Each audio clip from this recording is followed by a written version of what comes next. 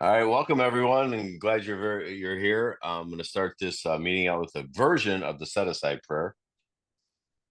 God, please set aside everything I think I know about myself, my manageability, my spiritual path in you, for an open mind and a new experience of myself, my unmanageability, my spiritual path, and especially you. My name is David. I'm a recovered alcoholic and a drug addict. And with me is a special guest again this week. One of my great friends, oh no, the favorite speaker in the whole wide world, and a very knowledgeable person, and my big book thumper friend of mine. Go ahead and introduce yourself if you would. Oh, that is so kind. Page alcoholic and addict. Well, thank you. Thank you so much. Jedi, David, my partner, my normal partner, is recovering from my neck surgery and he's doing well. So thank you for your prayers and your thoughts of him. He just like thought today would be one more day he should take off. So he had the surgery a week ago today, but he's doing very well. So thanks for coming and taking the steps with us. We already introduced ourselves. Let me tell you that this is not a fellowship meeting. Over the weeks, we are going to take the 12 steps in 12 weeks, with precise, specific, and clear cut directions. Where? Out of the big book of Alcoholics Anonymous. What a great place to do that. And because this is not a fellowship group, anyone who is interested in the 12 steps is welcome to take the steps with us. The goal is to learn how to take the steps and then, in return, take someone else through the same process. We will be recording this, as you guys well know. We page push the record button into the cloud, and we will post that recording shortly afterwards. It'll be on all kinds of formats: WhatsApp, podcast, and YouTube. There is no attendee comment portion in the study, but we will take questions. Please post questions in the Zoom chat. And if you don't answer them as we go, we will in the WhatsApp group, or we will note them in future meetings that they are not quite on topic. We are not the official big book experts or gurus. No. But we will share our experience and knowledge from our study of the book and the teaching of those who came before us. And also with us today, running the chat and doing all the things behind the scenes, is our great friend, Emily. Say hi, Emily. Thank you for being here. Appreciate that. So, guys, we're in into action. We are in step 9 in the Big Book of Alcoholics Anonymous on page 82 in the very first paragraph on 82. So just to kind of get you caught up, we're going to finish the 9th step today. Directions from Jedi. We need to do the 12 steps in 12 weeks, and we have stuff to cover. So just to let you know, we are in the domestic troubles. I don't know about anybody else, but that seems really odd that an alcoholic would have a bunch of domestic problems. But they come to find out we do. And Bill covers it on a number of pages. So we're going to start on page 82, first paragraph. So over to you, Paige, please. Absolutely. All right, so 82, paragraph 1.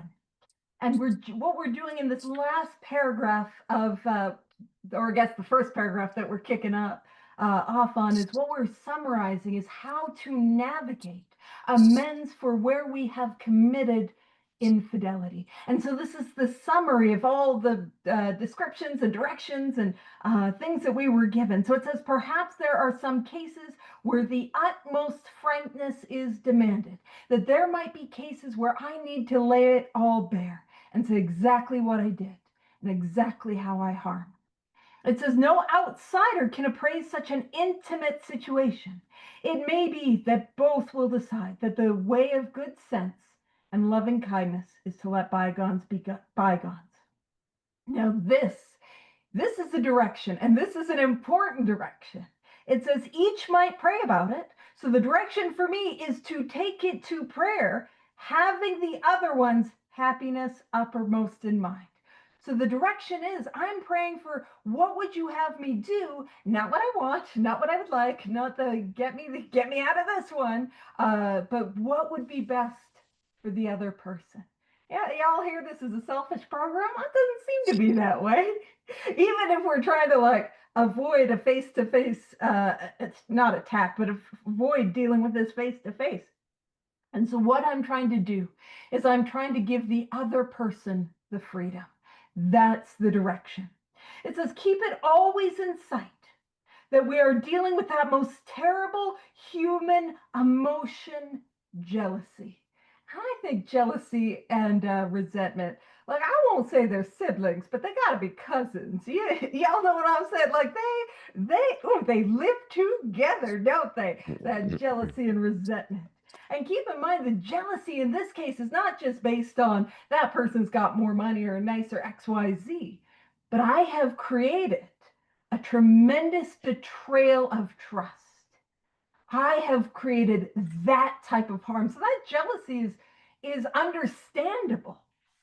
And it's a good generalship. Now, if you imagine like going to war, like the general leading, leading the troops.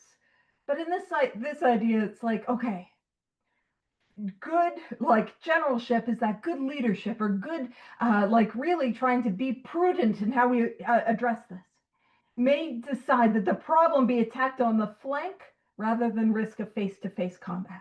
So the face-to-face combat would be, I had an affair and I need to tell you about it. The flank would be, and like sometimes because people ask like what does that look like, so here's what that looks like.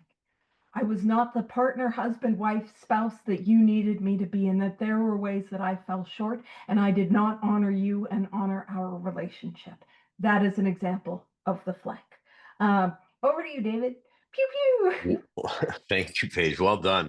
Yeah, I'm not going to add a lot other than in the second sentence it says, no outsider can appraise such an intimate situation. No sponsor, no group, no Bill Wilson, no, none, not at all. There's two businesses I have in Alcoholics Anonymous: my business and none of my business.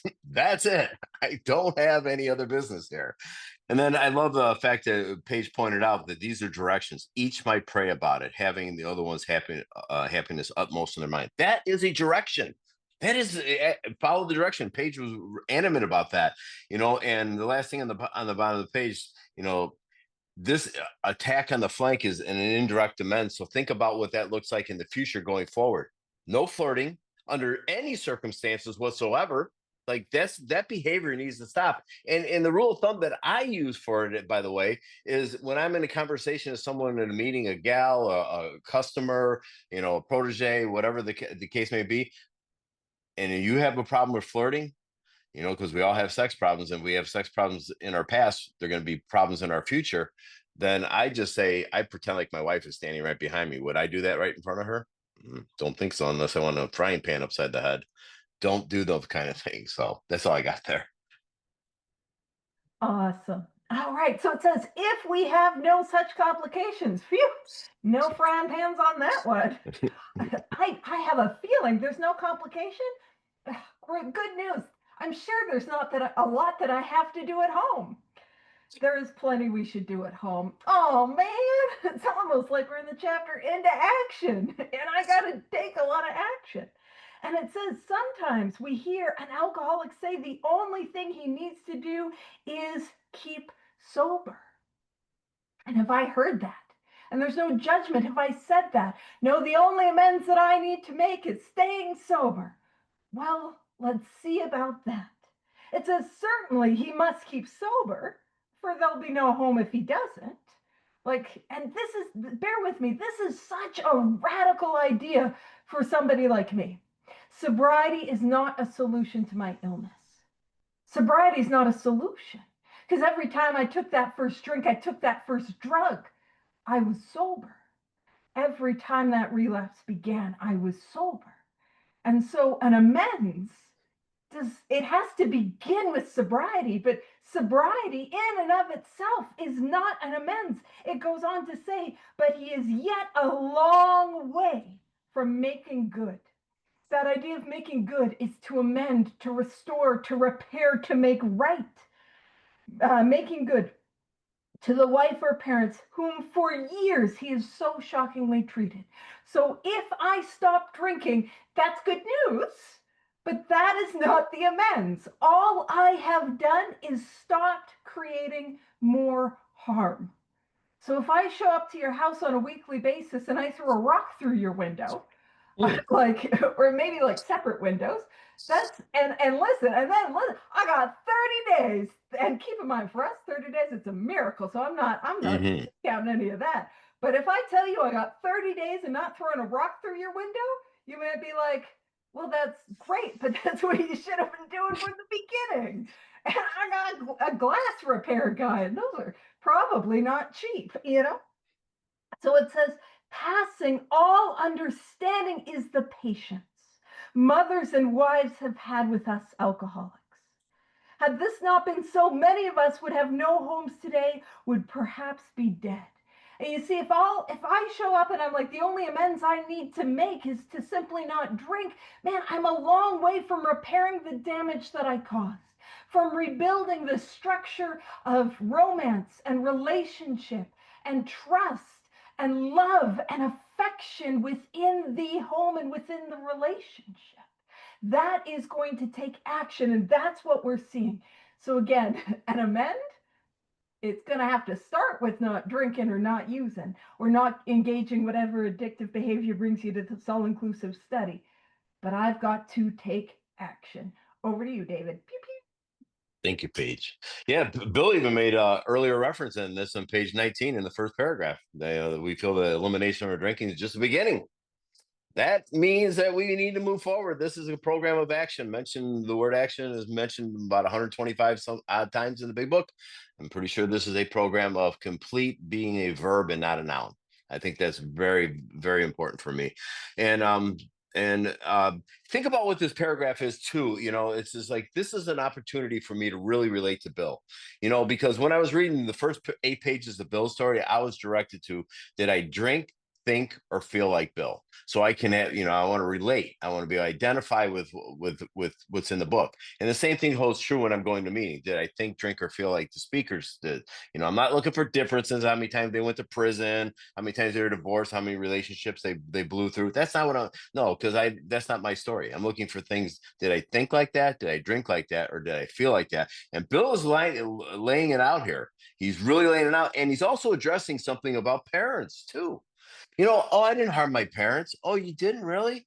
So you're 40 years old and you're still sleeping on their couch and eating their food and you're not contributing to the household. Or perhaps you do have your own home and you've caused a lot of problems, and then you have children and they have grandchildren, and you're not being the best father that you could possibly be, and they're worried about you being out all night, like all this concern, and you get locked up and almost covered up, and it's like, oh my goodness. And it's like, and then you just get sober and you want the whole world to just like bow down and give you like all this praise. No, this is a spiritual awakening or an experience is a complete internal change. I have an internal illness and I need an internal solution. That's what the 12 steps offer me. And when I do that, and it doesn't happen overnight, it didn't cause this problem overnight, it's not going to get rectified overnight. But the last thing I want to talk about is how I incorporate that when we talk about prayer.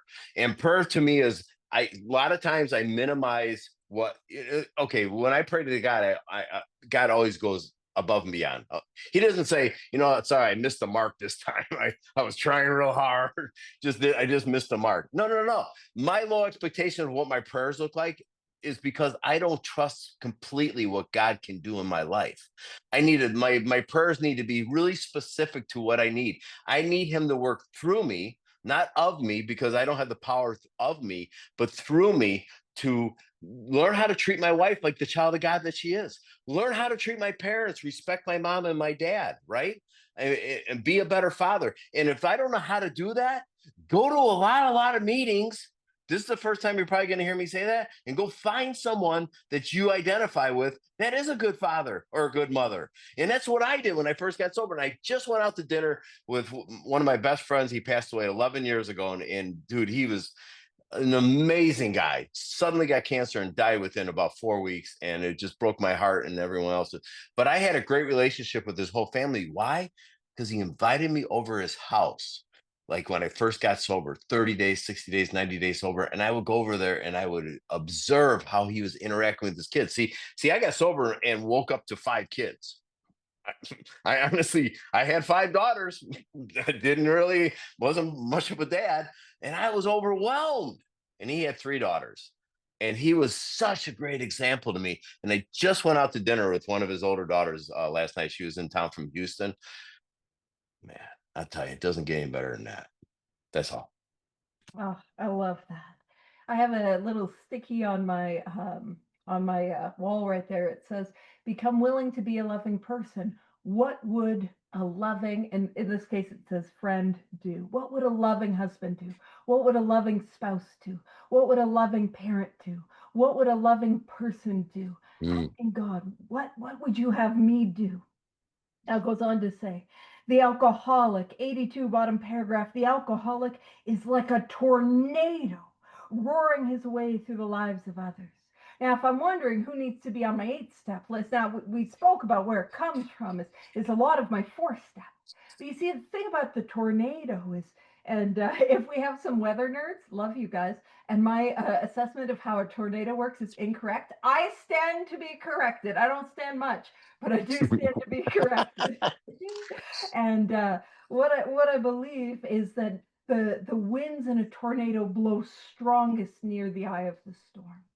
And if I am the tornado, the wind that is blowing the strongest, the most destruction is happening to those closest to me. And I've heard it described the tornado method of who do I owe amends to, who's closest to me. So it says the alcoholic is like a tornado roaring his way through the lives of others. And if you live in a place where there's tornadoes, the damage is indiscriminate.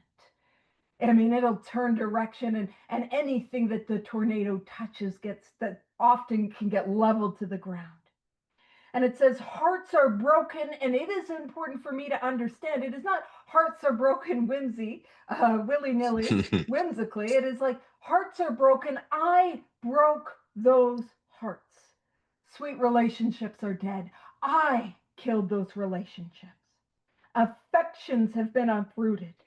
I tore the affections from the ground so that there was nothing left.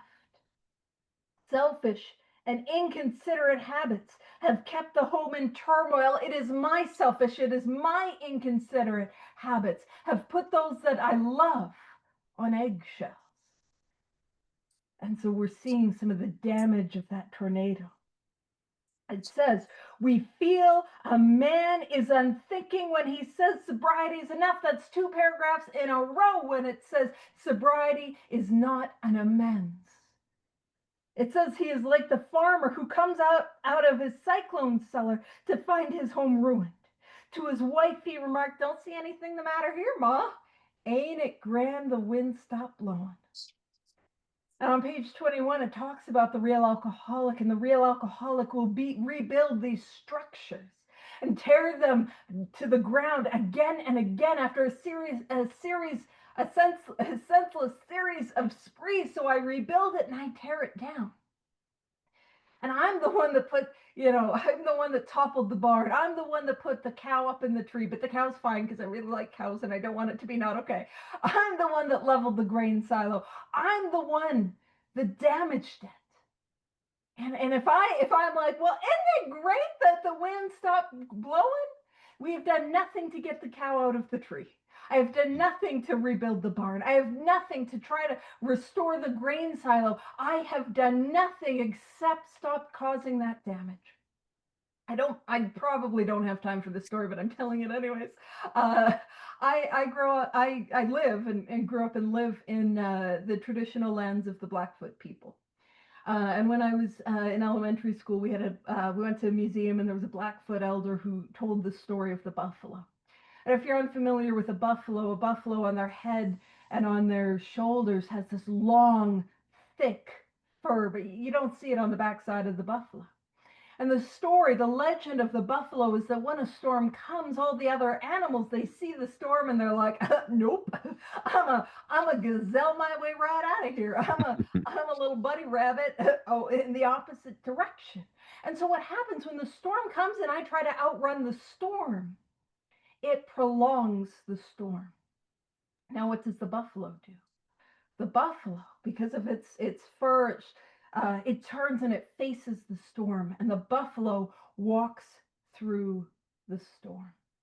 And in so doing, it cuts the storm in half.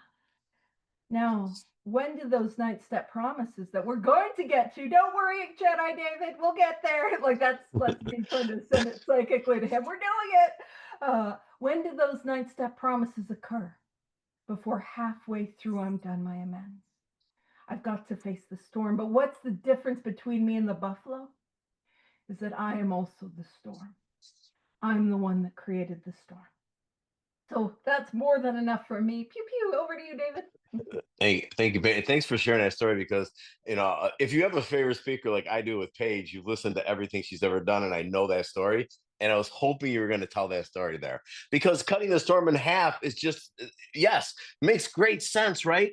But I love the fact that we're talking about a tornado, and like again, in the middle of the tornado is the strongest winds, and I'm in the middle trying to grab that job back. I'm trying to get that wife back. I'm trying to get the kids back. I'm trying to get my money back. Dude, I can't. It's impossible. I don't have the power to do that. And Bill puts a sentence here with three words, as Paige pointed out. Hearts are broken. That three words stand out in the middle of the page because you know what I thought? I didn't cause that many harms.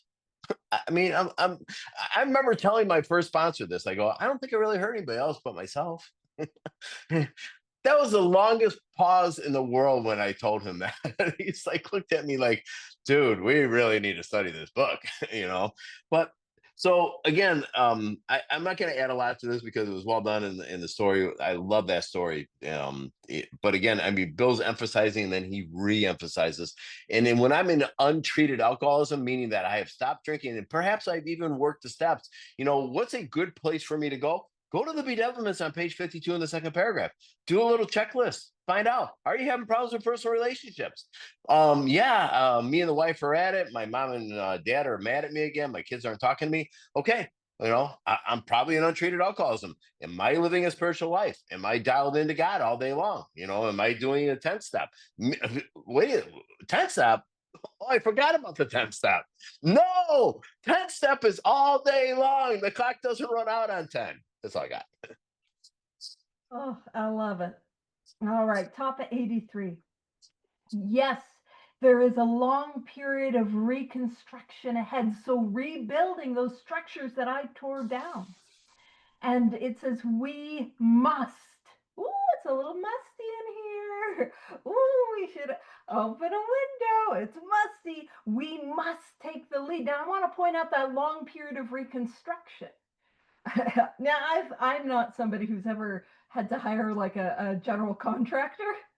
Now, I'm going to lean into the stereotype of a general contractor. When you hire somebody to do renovations, and then they spend like 6 months not doing anything, that is not the long period of reconstruction that we're talking about. It is a long period of consistency with the rebuilding, a long period of consistency with the demonstrating the change. That is what we're talking about. A remorseful mumbling that we are sorry won't fit the bill at all. An amend is not an apology. It says we ought to sit down with the family and frankly analyze the past as we now see it. So for me, that's that second part of the amends where I explain what I did, being specific and focusing on my defects of character. And why I emphasize that is it says being very careful not to criticize them. And I love this part of the book because you can just tell, like, the book is meeting us where we're at. Now, I love that because it's going to take me where I need to go. But also, if the book Alcoholics Anonymous meets me in my imperfection, meets me in my belligerence, meets me in my unwillingness, then that must also be where God meets me too.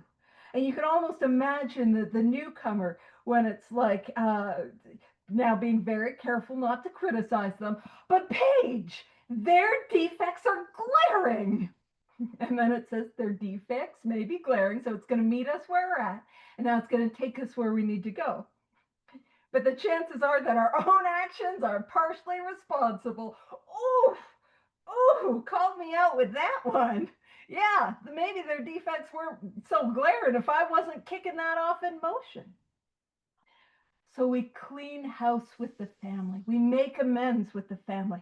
And then it says asking. Anytime in this book it says to ask, or we ask, or asking, that is a prayer. So this is a prayer. And then it says asking each morning. So this is something I'm meant to do on a daily basis each morning in meditation. Uh-oh, sounds like that sounds like we're pointing to the 11th step, not saying Mm, prayer and or meditation. Sounds like it's prayer and meditation. In fact, it's implicit that I am having a morning meditation practice. Oh no, I gotta do it. All right, asking each morning in meditation that our Creator show us the way of patience, tolerance, kindliness, and love. That is a way, that is a path. And I love the St. Francis prayer because that's what it is for me, that I get me out of the way, and the patience that is not mine, the tolerance that is not mine, the kindliness that is not mine, the love that is not mine, but is God's flows through me. And I was working with a sponsee one time, and she had stopped doing the work, and I mean, I will say the defects were glaring.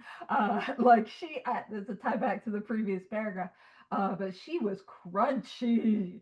She was oh, she was just yikes. And when you get a sponsee that's out of the, like, just belligerent, and it's like, well, I don't understand, Paige. Yeah, that was the tone. Why is it always God's love? Why isn't my love enough? And I'm like, okay, which is uh-oh. It's like, okay, you love your niece and your nephew.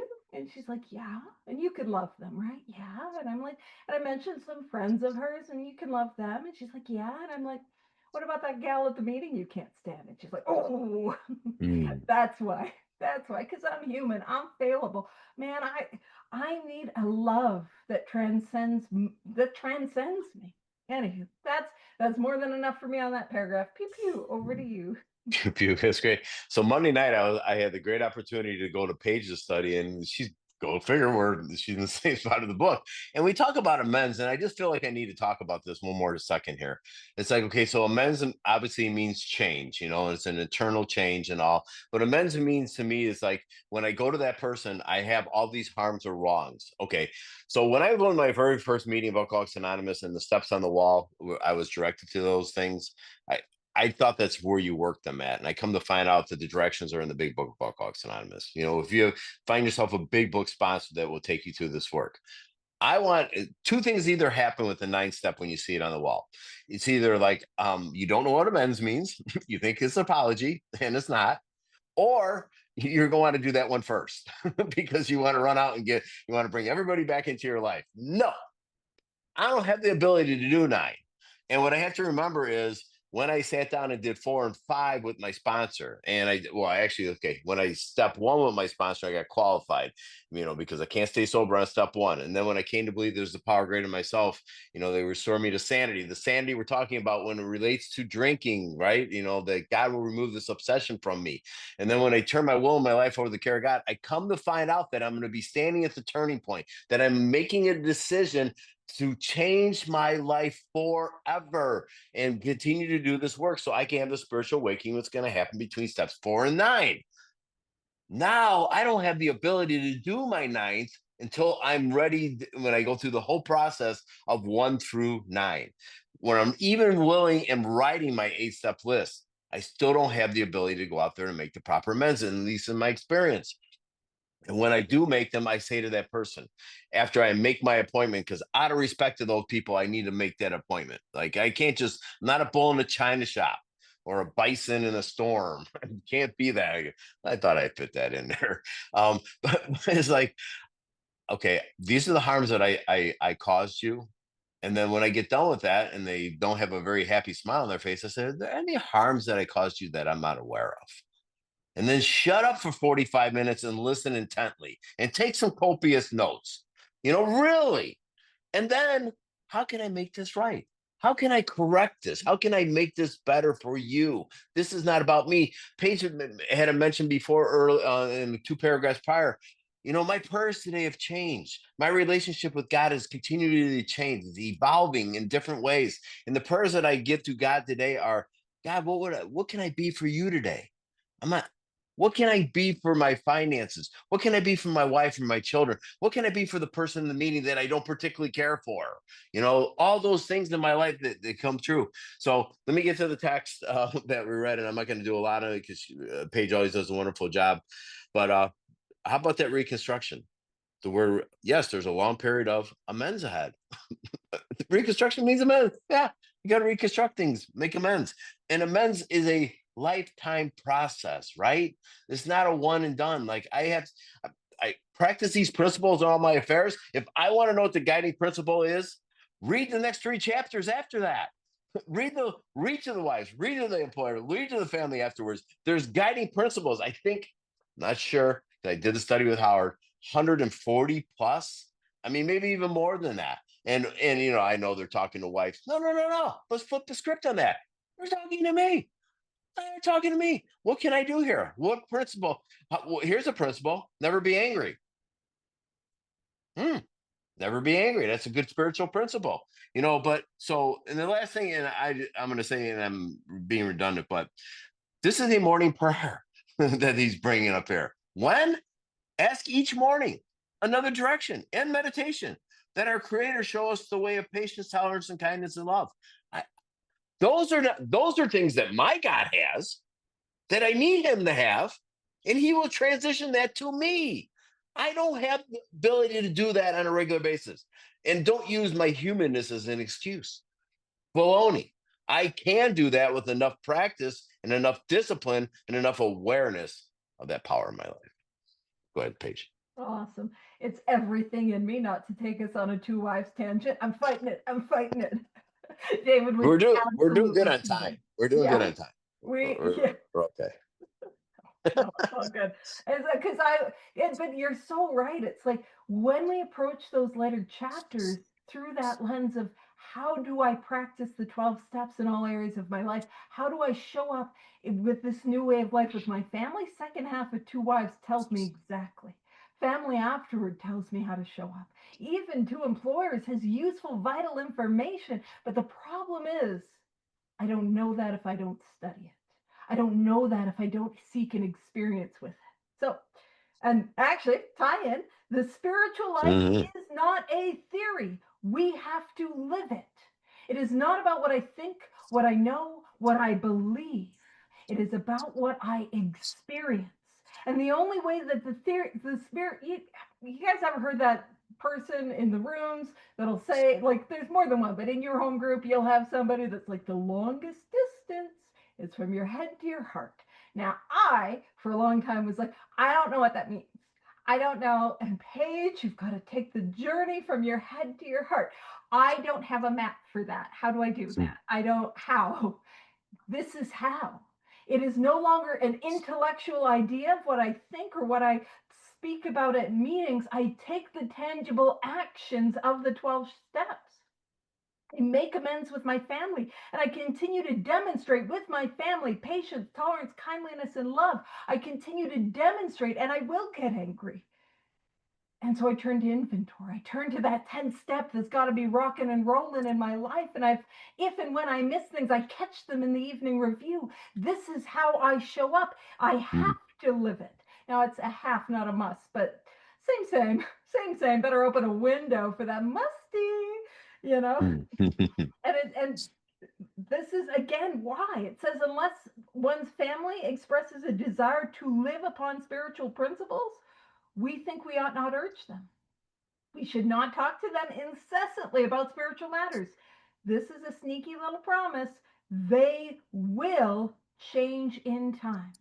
A lot of times, like I think we come to the rooms, and I'll tell you what my journey is. I come to the rooms, I see the steps on the wall, and then I audit them.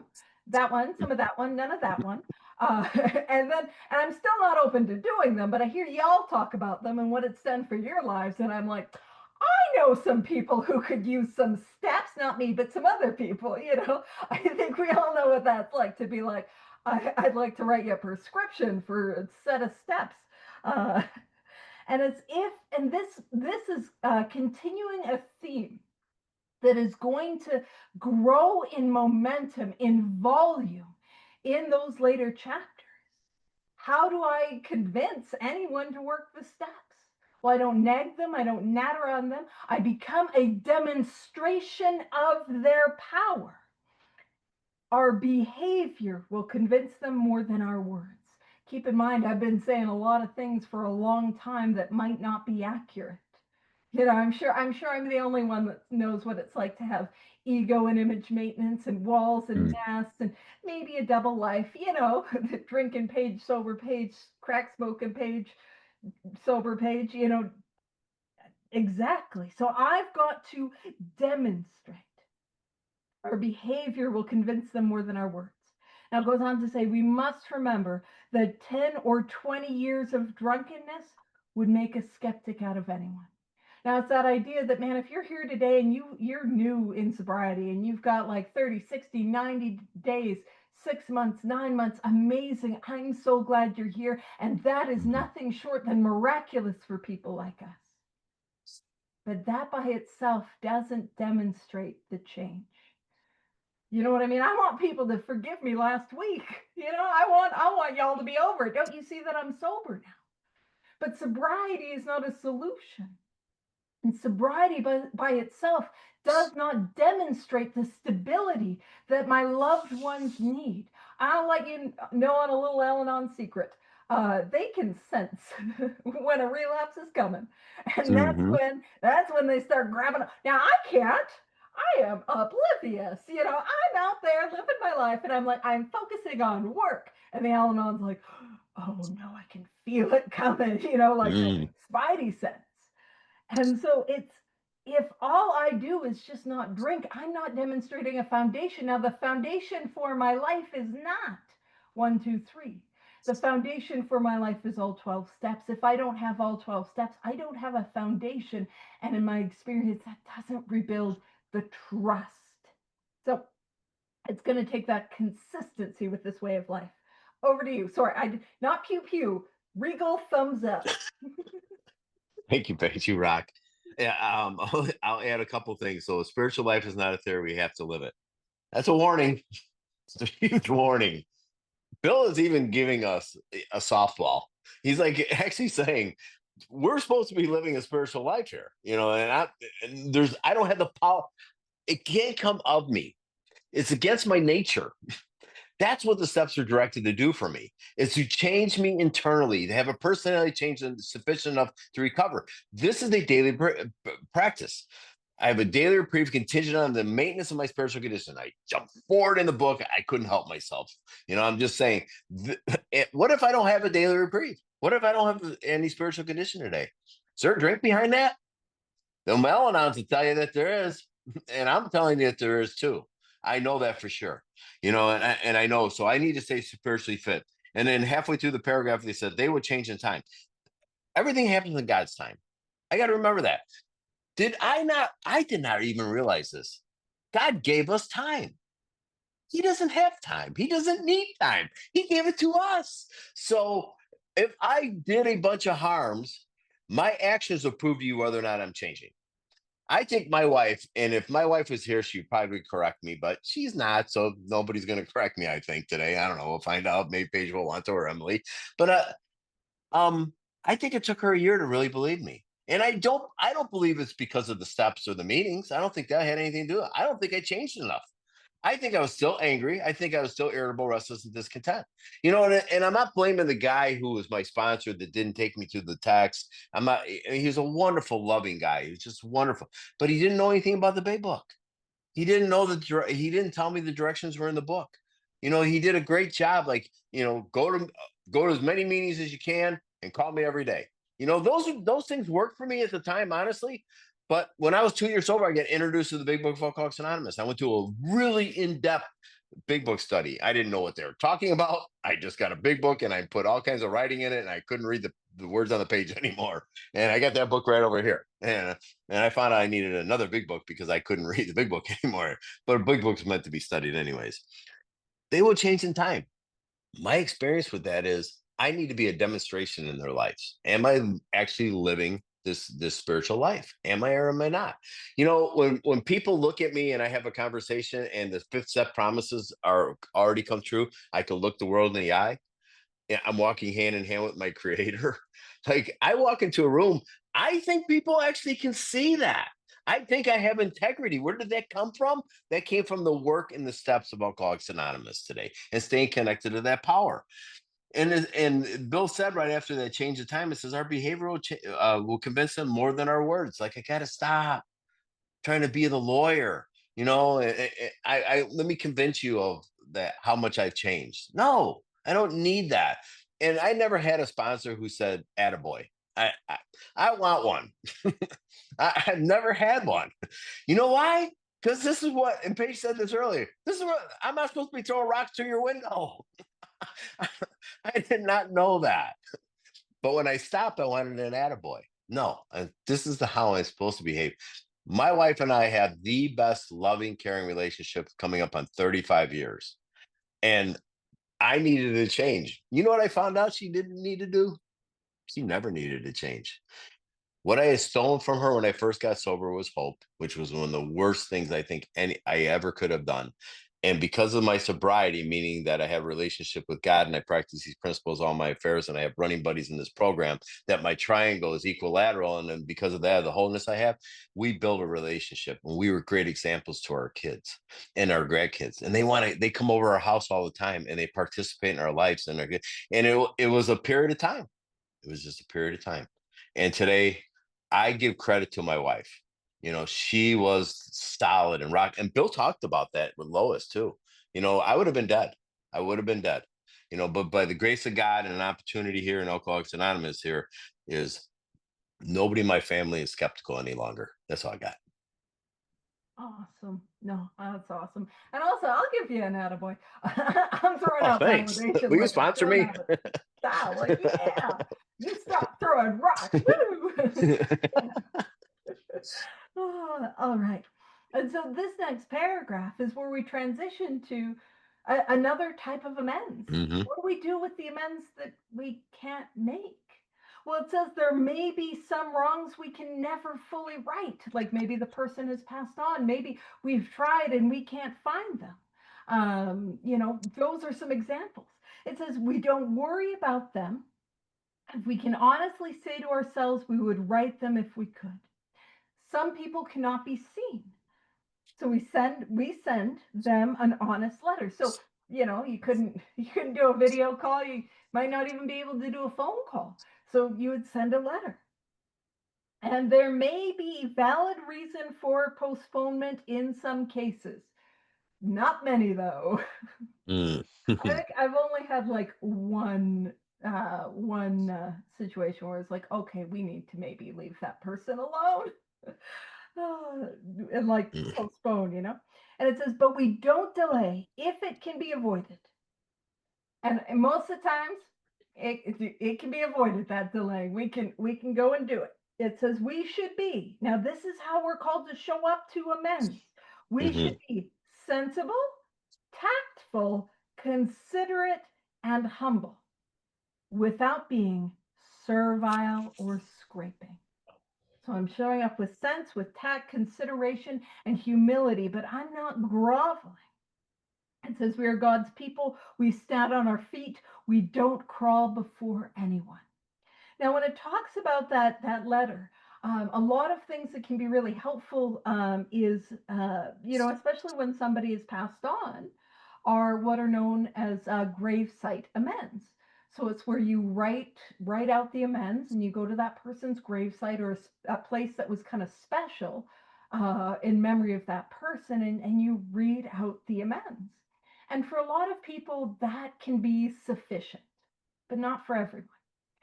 Another way to make amends to somebody who has passed on is to then like take a note of what the harm was and do something in the world in relation to that. So what I mean is, like, if you owed an amends to somebody who just loved maybe animals, and they've passed on, and you do the graveside amends and you still feel it in your heart, maybe volunteering at an animal shelter. Maybe you had somebody that just loved books, maybe volunteer at a library or set up one of those little free libraries, like that way to make amends to that person. Another thing that can be done is what is known as a surrogate amends, where you find somebody that is a stand-in for that person or that group of people, and you do that amends with them. I've connected sponsees for surrogate amends, and it can be a powerful experience. So those are some examples of ways in which we um, can make that type of amends. But it's really saying, like, if I have it on my heart that I would do it if I could, then I do my best, and that's enough. So yeah, I think that's probably all I got on that one. Pew pew. Pew pew. All right. Thank you, Paige. Yeah, and it was wonderful, and I'm thankful that Paul brought this up before too. And when he came on earlier, that sometimes that we can't. I go to make my amends, and that person's not available, or he throws me out of his office, and it's like, Bill gives us directions here on what to do. We don't worry about them if we honestly say to ourselves that this is a guiding principle that we would write them if we could. See, I have to continue to pray for willingness. It just doesn't come natural to me. I have to be willing to go to any lengths for this relationship I have with God, and continue to grow in the understanding and effectiveness of what God's will is for me. And and again, the only thing I'm going to add to this thing is how I should present myself. And Paige talked about it. It says we should be sensible, tactful, considerate, humble, without being servile or scraping. As God's people, we stand on our feet. We don't crawl before anyone. I'm a child of God, and so are they. I need to always remember I need to treat everybody the way I want to be treated. And that principle is a guiding principle for me.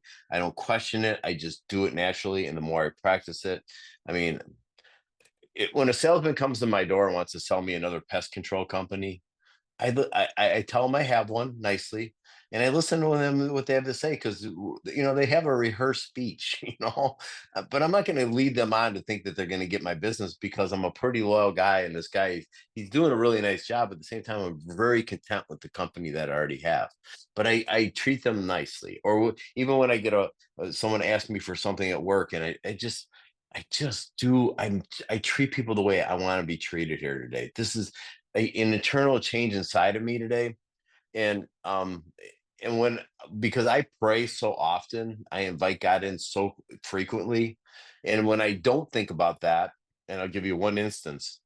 I'm helping out a gentleman who is my adopted father, who I've been estranged from for years. And God gave me a nudge, and he's 92 years old, and he's in really ill health, and I was estranged from 10 years because of things from the past that he wouldn't straighten out or get help for. And I couldn't be a part of that. It wasn't healthy for me. But when he gave me the nudge and I started participating in his life and getting him the health care that he needed through the VA and all this stuff, and I'm showing up in his life and I'm doing all these things, and I'm not really doing it with a lot of like dignity and grace. And I remember one time I went to the hospital, and I had to go to visit him at the hospital, and I was crossing the threshold, and I was in a really bad mood. This is how God shows up. Paige calls me out of nowhere, and Paige and I have been friends for a long, long time, but mainly on Zoom or through text. She's never picked up the phone and called me before. And as she called me, she goes, "Hey, I don't know why I'm feeling the way I'm feeling, but I feel like I'm supposed to call you right now and talk to you." I got goosebumps right now, guys. This is powerful stuff. When I can't humble myself and invite God in, he shows up, and he shows up as Paige sometimes, And we had a wonderful conversation. What happened to my attitude? I became sensible, tactful, considerate, and humble. I started talking about things with my adopted father, about things that happened that were good in our past, like going to get an ice cream cone, sharing it with our little poodle, let him lick some and I lick some. It's like back then I didn't care. He came to my baseball games, the donuts that we got after church. It's like, where did that come? That doesn't come of me. That comes through me. That's all.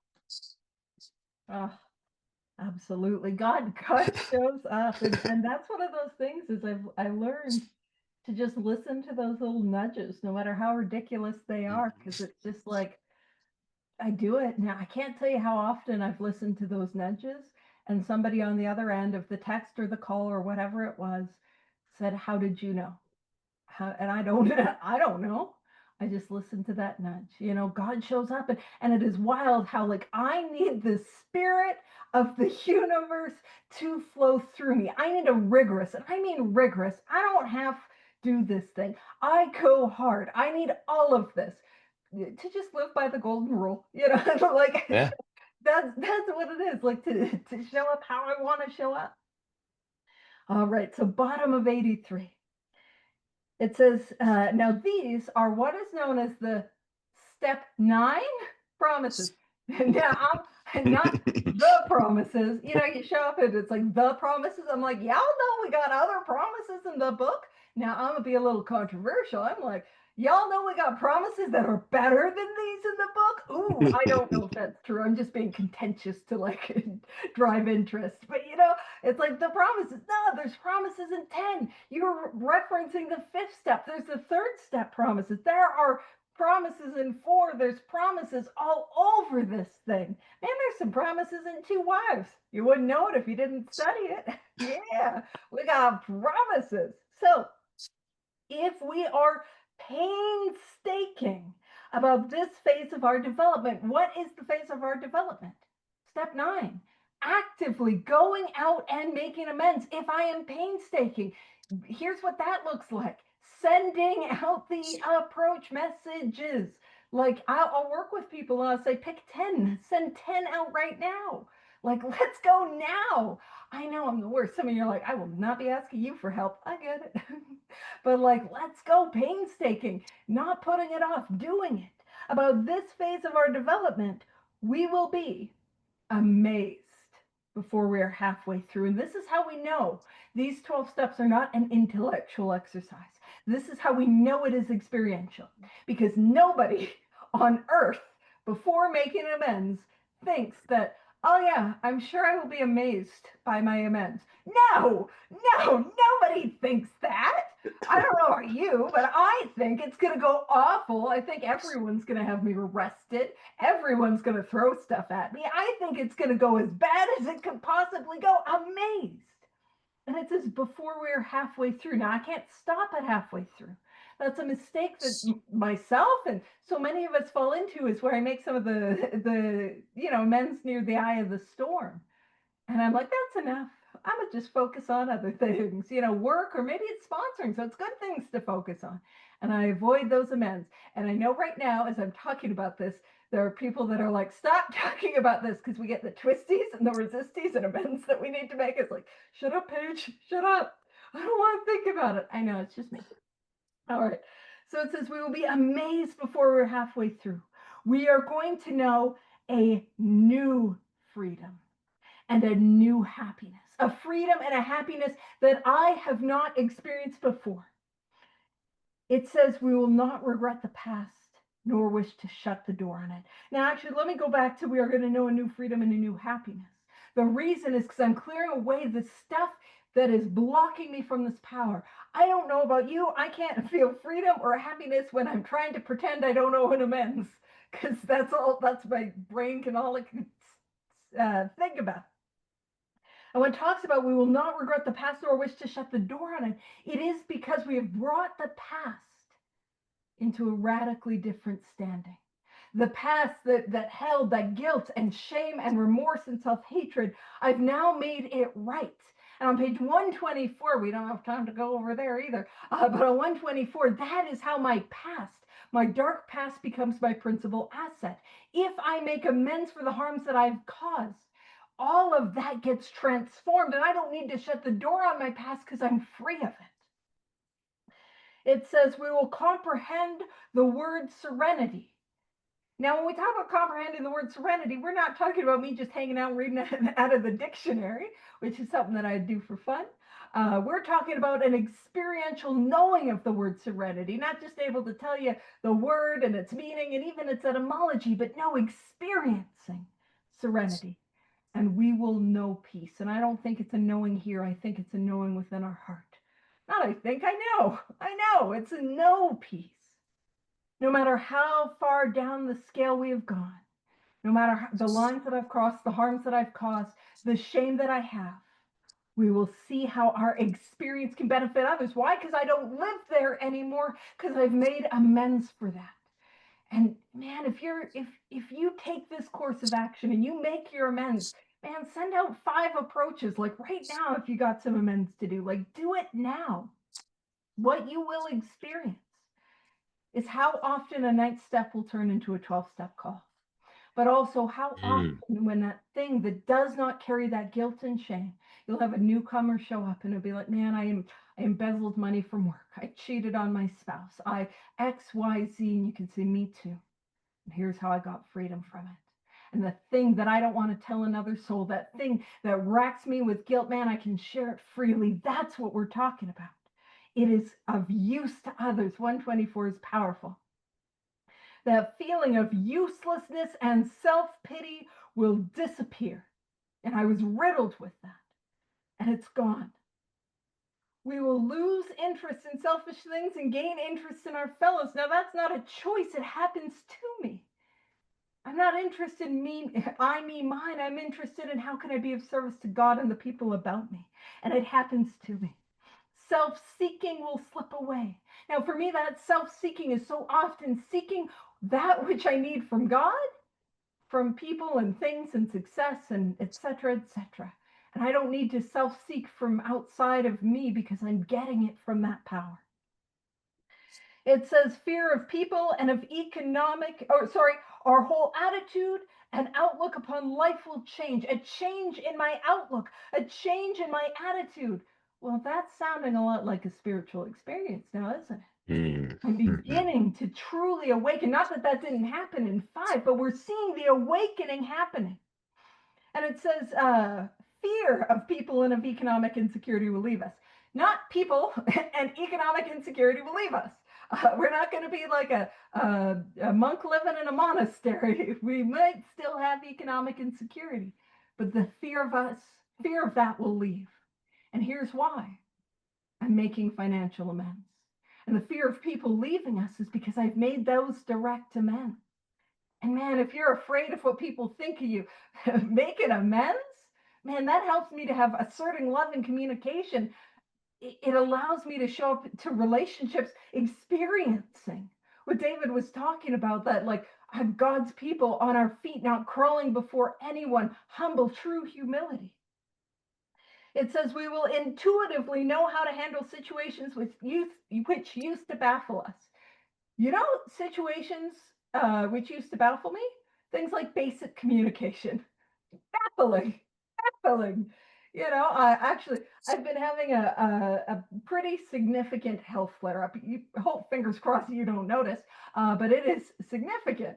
Now, I'm supposed to do a talk at 3 a.m. my time in a couple days. And that, you know what is baffling to me? It's like I would just suck it up and do that. You know what happens intuitively is communication. That, hey, it's not looking like that's a good idea. Letting them know with a lot of notice, that sort of thing. They're like, I'm not doing it. I'm able to do it.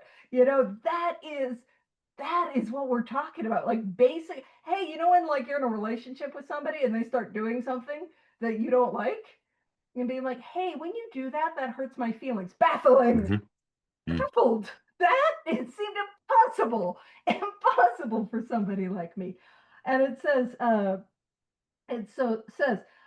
we will suddenly realize that God does it.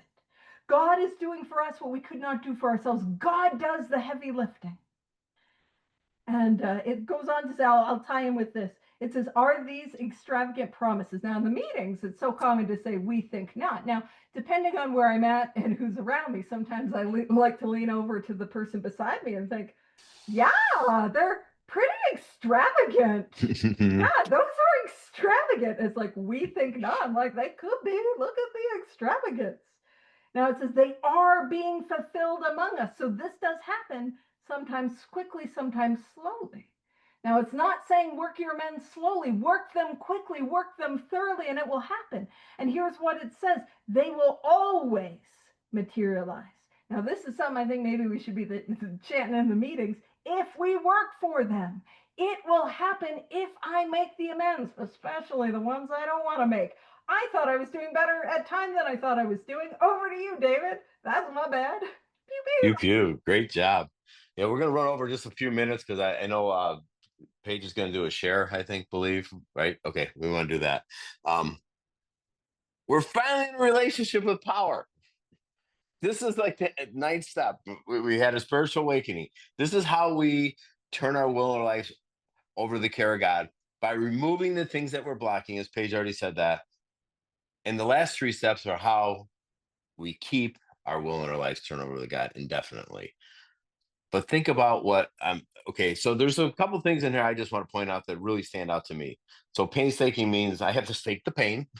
I have to stake the pain and go through this thing. But the words, I love these words, and these, I don't know, this is just me. We're going to know a new freedom and a new happiness. New means I've never experienced it before. I've never experienced freedom like that before. I never experienced happiness like this before. Like, this is amazing because this is the direct result of the steps. And then on the next page here, what was I going to talk about? Oh, last sentence, right before, are these extravagant problems? And I completely agree with Paige. Yeah, I think these are extravagant problems. I think they all are. I really do. I'm blown away still. We will suddenly realize that God is doing for us what we cannot do for ourselves. At the intersection of prayer and hard work, we will find God. At the intersection of work and hard God and prayer and meditation and hard work, we will find God. But the word that I'm going to point out here, we will suddenly realize, meaning we will have real eyes, new vision of what it looks like to have a relationship with this power in our life. And I couldn't have done that on my own power. I could not have. I don't take this for granted. This is a miracle. And I love what Paige said. If you got 30 or 60, 90 days, that is a miracle. Please get yourself a big book sponsor and please get through this work here quickly. That's why we do this thing, because you can do this quickly. I did the steps in three, and I was sponsoring people when I was 3 months sober. I don't know if I knew what I was doing or not, but it was required of me to do that. It was my obligation. You know what? And a couple 24 hours later, I sponsored double-digit people today. I work with hundreds and hundreds of people today, and I have relationships with so many people. It just blows me away that they care about me, and I love them the same way. And the last thing I will say about that is, when I have a sponsee who can't love themselves, I say, just let me love you until you can love someone else. Not love yourself, so that you can love someone else. Let me love you. Let me show you. Because there's one thing as a sponsor, one thing as a member of an AA group, a CA group, a DA group, is I need to make you feel safe. That is my obligation, to make you feel safe. So you want to do the share? Absolutely. And I just Thank you. real quick on that is like, yeah, like I am somebody who hated myself with a vitriol that was Mm. unparalleled. And I was around people that were like, you gotta love yourself, do affirmations, do those things, and none of that was gonna work for me.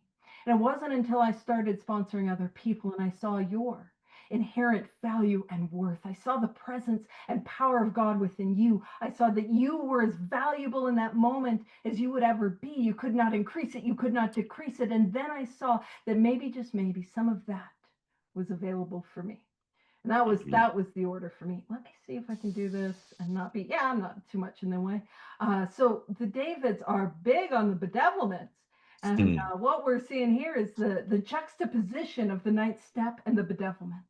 So in the ninth step, it and the bedevilments are a beautiful description of the spiritual malady, of what it is like to live with this illness and to be untreated. And this is important because if you're here today and you've been sober a while, but you can relate to these bedevilments, this is the solution. This is how we get there. 4 through 9 is the engine, is the vehicle of these steps to take us into the world of the spirit. So it says in the ninth step promises, we're going to know a new freedom and a new happiness. And that will happen. And in the bedevilments, we were unhappy. And the ninth step promises we will not regret the past nor wish to shut the door on it. In the bedevilments, I could not seem to be of real help to other people. The ninth step promises we will comprehend the word serenity and we will know peace. Well, in the bedevilments, we couldn't control our emotional natures.